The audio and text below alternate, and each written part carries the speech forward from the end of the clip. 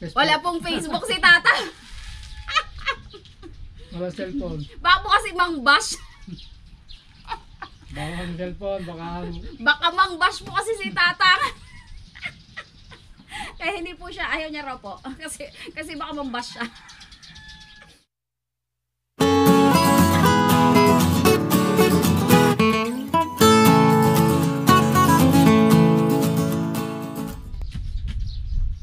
Hi guys! Welcome back sa aming channel, ang KKK by Jeng and Otep. And of course, it's me, your Ate Jeng. Ayan, sobrang solo talaga. May sobrang solo pala.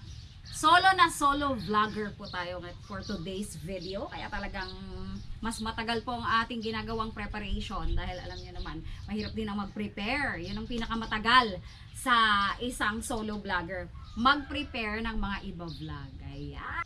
Meron po tayong lulutuin ngayon, pero syempre hindi ko na pinakita sa inyo kung ano pa ba naman yung ating pagkakaskas ng ating mais na sweet corn or yung yellow corn.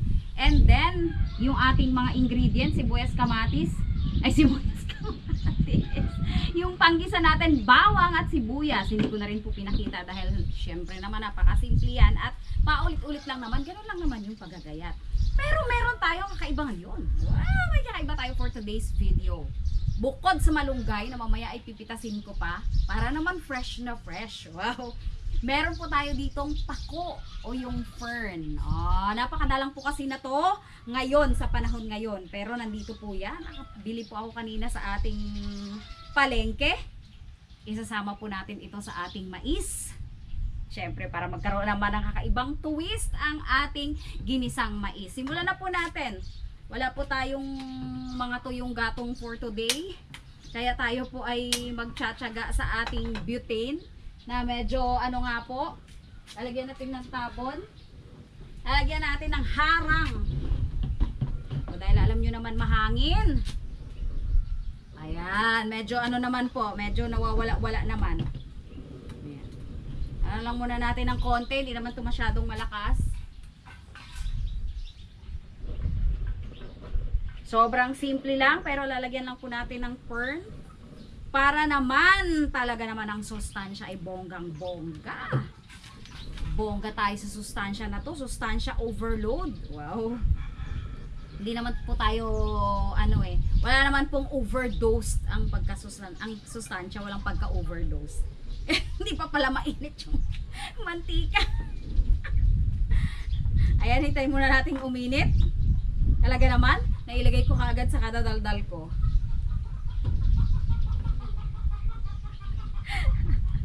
Hindi pa mainit. Ayan, syempre po hindi masyadong kita yan sa ating camera malamang. Teka, babaguhin ko po yung angle ng ating camera. Ayan, hindi naman po makita yung ulo ko. Pag inilagay ko dito sa kawali natin yung focus, yung akin naman pong ulo ang medyo napuputol. Ayan, hayaan na po natin. Ayan lang naman po. Alam naman po natin yan kung paano igisa at meron na rin po akong vlog na mais before pa, yung mga previous vlog po. Lagay na po natin ang ating mais para mabilis po, dahil mabilis lang naman po itong maluto. Kung matatandaan nyo po, nilalagyan po natin na ito ng asin, nilalamasan natin, pero ito may asin po ako at saka pampalasa. May asin na po yan, pero lalagyan pa rin po natin ng asin. Mamaya. Lagyan na po natin ng sabaw. Yan po ay aking bit-bit na tubig. Para po hindi na po tayo pabalik-balik dahil mahirap nga po ang nag-iisa. Ayan. Ipasok na po kasi si Otep, tapos may vlog naman sila Daddy D. So kailangan ko talagang mag-isa. Okay, pakuluin lang po natin ang ating mais at napakabilis po na itong kumulo. Sa mga gusto nga po palang bumili rin ng kasirola natin ganito, meron po akong link na to sa ating Facebook account kasi po hindi po ako affiliate dito sa ating YouTube, pero sa Shopee po ay affiliate po ako, kaya marami po akong mga paninda doon. Wow.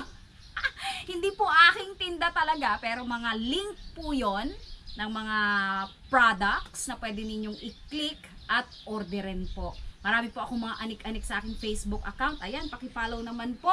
Josephine Guansing de Diyos at kay Daddy din naman ay Dante de Diyos. Ayan, nandoon po yung aming mga latest na mga nangyayari, latest update sa aming buhay-buhay. At syempre, yun nga, may mga link doon dahil ako ay isang Shopee affiliate na po. Natural lang yun, kailangan po natin talaga ng bonggang-bonggang mga racket para naman po sa ating mga additional na paparating na mga gastusin. Ayan, kasi meron po akong pinaghahandaan na medyo big na gastos, yun pong thesis writing.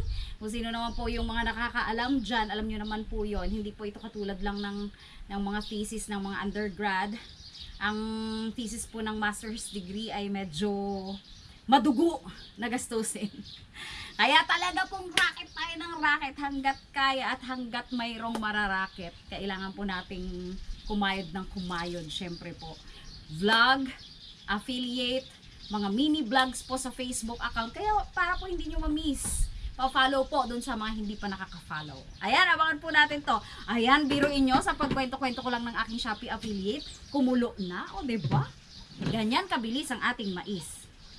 Hindi naman po ito didikit dahil ito nga po ay non-stick. Napakaganda po na to. Napakaganda po ng ating non-stick na to. Kaya pwede ninyo pong bilhin din through Shopee. Ayan, habang hinihintay po nating maluto ang ating mais, kumuha na rin po tayo ng malunggay. Diyan lang po, sa likuran. Ayan po ang mga malunggay natin na sobrang healthy.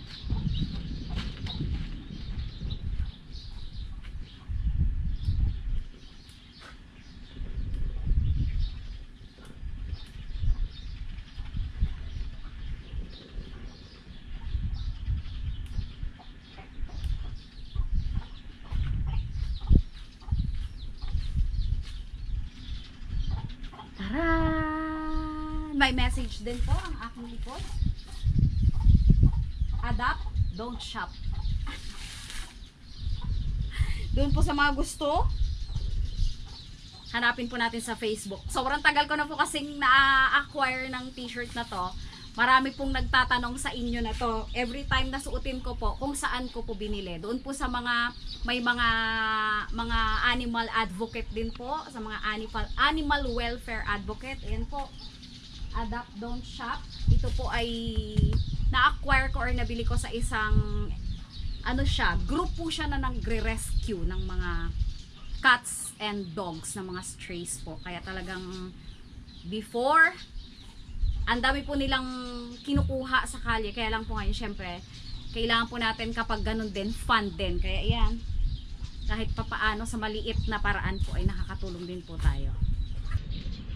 Ayan, ilagay na po natin ang ating malunggay. Kumukulo na po ito, pero nilagyan ko na po ito ng additional na sabaw at saka ng ating pampalasa at saka ng konting asin.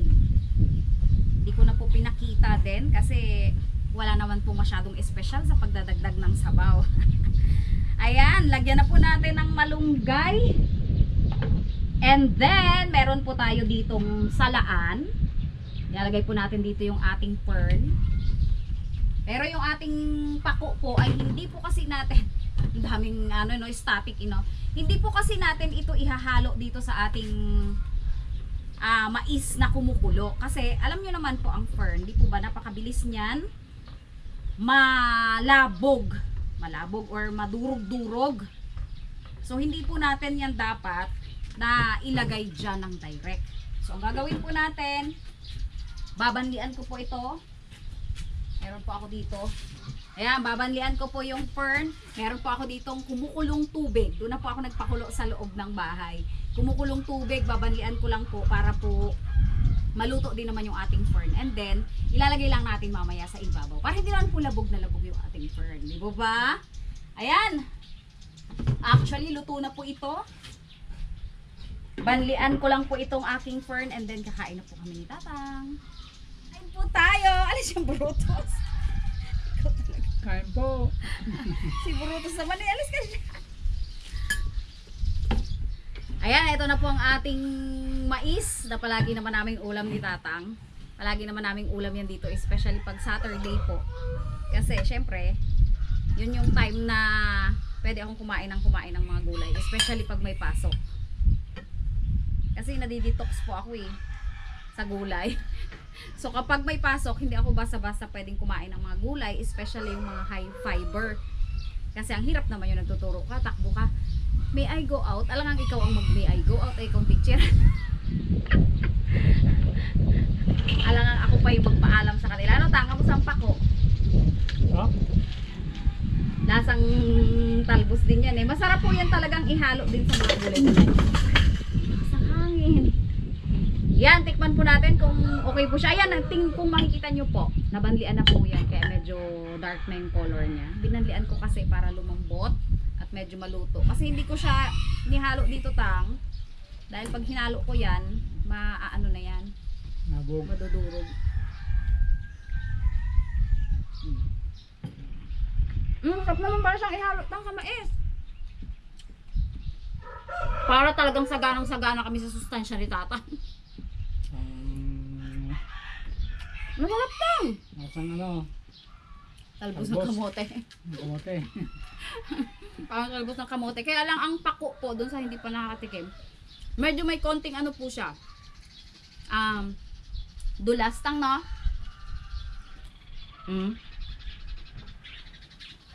Saka mas malutong. Ang sarap din po nitong gawing ensalada. Hello Shake Girl and Dada na napakahilig sa pako na ensalada. Sana meron tayo sa linggo. Kung may makita tayo na to, mahilig yun sila tang. Pako na yan. Sa gilid ng mga ilog yan tang.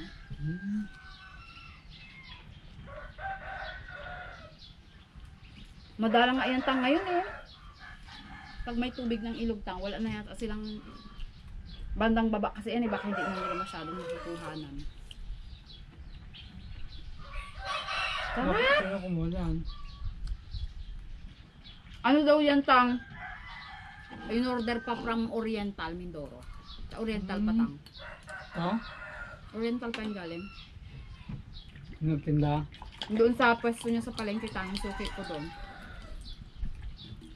May suki kami doon sa gulay po kasi pag may pako yon talagang nanhon pa ako din, binabawasan pa din, discountan kasi alam niyang palagi akong bumibili basta meron. Saka sila Shake Girl din, mahilig talaga sa ensalada na to. Sarap. May medyo pait-pait po to ng konti kapag hindi siya banlian. Pero ngayon wala siyang lasang ganon. Especially pagkahalo siya dito sa mais na gulay din. Sarap. Malutong, pati sanga.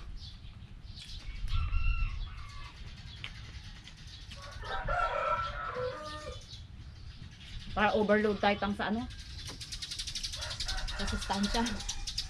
Puro gulay. Wala ka ng pakon ko Nung ano tang, nung kailan ba yan nagpako sila ubing dito? Palagi kasi sila nagagalan matagal na nga yun tang. Hindi na siguro naalala. Ginawang ensalada. Or baka sa bilis naming damputin, hindi talaga kayo nakatikim. Nilalagyan to tang ng mga kamatis. Masarap din po kasi iyon. Yan ang masarap din tang. Hindi pala siya pait, pakla. Medyo mapakla. Pait yata yung nasabi ko kanina, pakla po. Tang kanin.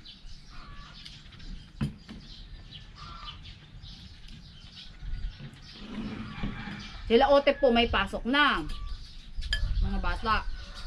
Ang basic education po may pasok na. Pero ang college po, August pa rin naman po. Tagal pa pala August pa tang. Nagbakasyon kasi kami ay May 22.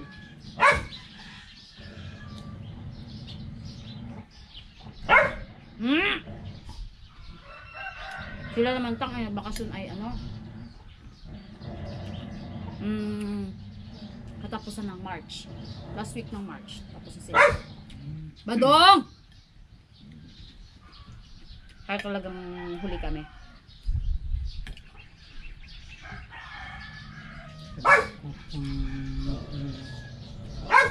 Badong! Graduate. Bakasyon. Mas huli kami tang. Ah,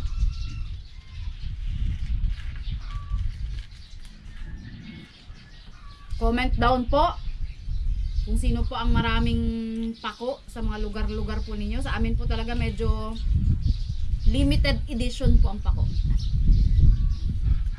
Nauna po kasi ako nakabili ng mais. Eh syempre sabi ko gulay na rin yun, kaya lang nang hinayang ako dun sa chance na may pako ngayon. Kaya sabi ko lahok ko na lang sa mais.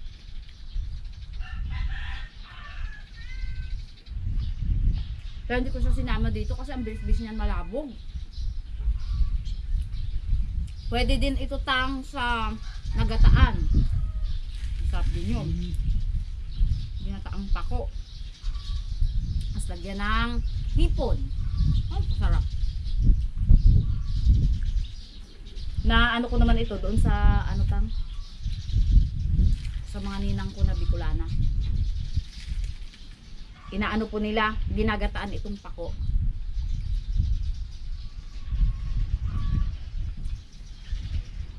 Para naman hindi yun malabog. Niluluto muna tang ng lutong-lutuin gata. Pinapaano na. Ang tawag dito? ito ba may pako? Wala na. Pinamamantika. Wala tang. Yung nga rin pako na. Wala dito tang. Ito bagay, yung mga kapang. Hindi tang, parang ordinary lang rin na fern na halaman. Sa mga gilid-gilid ng ilog daw to.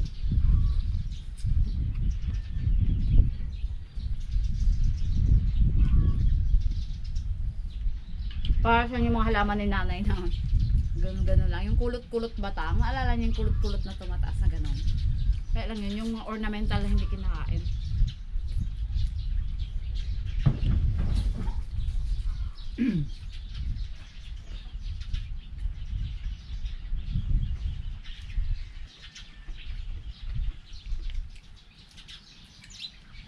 Sa Quezon tang marami rin po. Kasi yung mga ano po namin, yung mga dati kong katrabaho sa Mauban, Quezon. Lagi po ako diyan noon sa Mauban, Quezon. Palagi po kaming pinadadalhan na to. Yung nasa Metro Manila pa ako. Dito naman tang sa Oriental. Nakanya Oriental pag galing to. Mga dahon-dahon lang. Tali-tali. Tali ang ano na. Nakatali siya tang. Tali-tali. Per tali. Parang ano nga. Talbos ng kamuti. No? Parang talbos ng kamote. Tali-tali.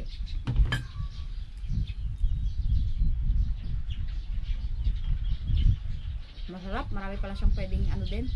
Gawin. Oh.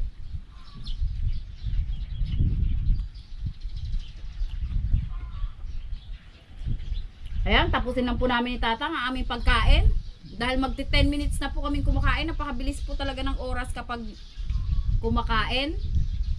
Maraming salamat po sa mga patuloy na nagpapatuloy at sumusuporta sa aming channel. Ayan, paminsan-minsan po ay nasisilip natin si Tatang sa Team Harabas. Meron po siyang motto doon, yung nagpaararo. Sa Team Harabas, ano po si Tatang, naka-thumbnail pa si Tatang doon sa motto eh. Motto ni Senior Harabas. Ano tang? Yung meron namin. Ano pala ako. Tapos nakalimutan niya na po. Baka kung hindi nyo lang tang napanood, hindi nyo alam. Ayan, dito po sa channel namin, basta po may time tayo na pag sasalu-saluhan, ay makikita-kita nyo po si Tatang sa mga nakakamiss po kay Tatang at palaging nangangamusta. Thank you so much po. Maraming salamat. Si Tatang naman po at si Nanay ay awa ni Lord ay super healthy at walang iniindang mga karamdaman, pero lang po sa paminsan-minsang pagtaas ng mga BP. Normal na po yun sa may mga nagkakaedad po talaga. Di ba, Tang? Saka yung ano po ni Tatang, yung ano nga yun? Ukad-ukad. Parang madalang Tang, no? Wala na. Wala, o. Tingnan nyo nga po, wala. Madalang na madalang pa sa patak ng Madalang. ulan. Oh. Huwag lang kakain ng mga maasim. Bawal. Wag lang yung sobrang maasim po talaga. Kasi bawal naman po yun sa mga acidic talaga. Ay, ang tagal na po ni Tatang na ano din eh. Kaya sanay na siya kung ano yung bawal at nakakapa-ukad-ukad sa kanya. Wala tayong nakakain ng hilaw na mangga. Yung mga Yung mga mangga. kasarap-sarap sa kumain. Kami lang po ang kumakain. Kasi nga, hindi ni Tatang nai-enjoy yung mangga niya. Siya yung nagtanim pero hindi niya nai-enjoy. Dahil nga, yan nga, ukad-ukad. Nakaroon nag-hype, acid. Nag-ano po. Pag nakakain ng asim. Yung heartburn po kasi, maano po yun. Kaya, Hirap. dapat tingala lang sa puno ng Indian mango. Hindi si Tatang kumakain po niyan, yung mga manggang Hindi na kain. Indian mango. Kahit po anong sarap, hindi po si Tatang nakakain. Ayan, nakikita ko na naman po. Nag 12 minutes na. Kanina nagpaalam na ako. Napakwento na naman kami ni Tatang. Bye po! And, katulad nga po ng sinabi ko sa inyo kanina, uulitin ko po, marami po kaming mga live updates at mga kung ano-ano po, mga anik-anik doon po sa aking Facebook account at saka sa Facebook account po ni Daddy D. Pwede nyo pong i-follow. Pati po yung sila Meses, sila Jeff, napakadami po namin, sila Jassel, si Monique, si Shake Girl, si Dada, si Dalaman, mga ano po yan, mga active, si Raymond, yan po, mga active po kami sa aming mga Facebook account. Paki-follow po, isa-isa, pakihanap-hanap na lang rin po. Sa amin po ay Josephine Guansing de Dios at kay Dante po ay, kay Daddy po ay Dante de Dios. Ayan, thank you so much po. Salamat po sa panonood. Tatang Arabas, walang Facebook. Wala pong Facebook si Tata. Wala cellphone. Baka po kasi mang bash. Bawal ang cellphone, Baka mang bash po kasi si Tata. Kaya hindi po siya, ayaw niya raw po. Kasi baka mang bash siya. Bye po. baka hindi makatrabaho, hindi makapagpakain ng manok at saka aso. Puro ano na lang po, puro ano na lang ang gawin. Baka mag-Facebook na lang po ng Facebook si Tata. Tapos yung mga manok niya puro payat na. Hindi na namin ma-enjoy. Tapos yung mga aso niya baka laging dilat yung mata sa gutom. Ang hirap na ma-addict. Yan nga po. Ma-addict sa Facebook. Kaya ayaw po ni Tatang na may Facebook. Bye po ulit.